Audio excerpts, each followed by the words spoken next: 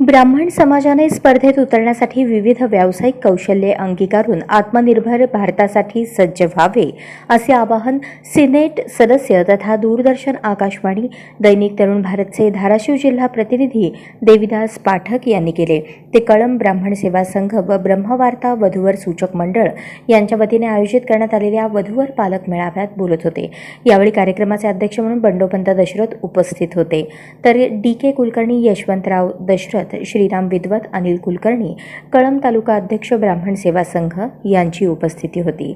यावेळी बोलताना देविदास पाठक पुढे म्हणाले, ब्राह्मण समाजातील कुटुंब व्यवस्था वाचवण्यासाठी ज्येष्ठ नागरिक, सेवानिवृत्त नागरिक, महिला, पुरुषांनी वेळ देण्याची गरज असून ब्राह्मण तरुण तरुणी यांनी नोकरीच्या मागे न लागता व्यावसायिक कौशल्य अंगीकारून विविध क्षेत्रात कौशल्य व्यावसायिक अभ्यासक्रमांना प्रवेश घेऊन आपले करिअर घडवावे. मेळाव्याचे आयोजक श्रीराम विद्वत यांनी या मेळाव्यातून वधूवरांच्या पालकांनी जास्तीत जास्त आपले मित्र, नातेवाईक यांना प्रत्यक्ष संपर्क करून विवाहाच्या योगायोगासाठी प्रयत्न करावेत.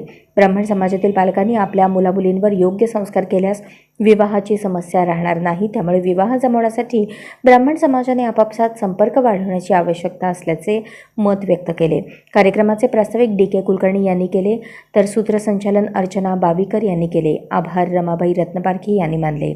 मेळाव्यासाठी श्रीकांत कळमकर, गिरीश कुलकर्णी, अमित पाटील, भैया बावीकर, दर्शन पोरे, नरेश कुलकर्णी, सतीश कुलकर्णी यांनी परिश्रम घेतले.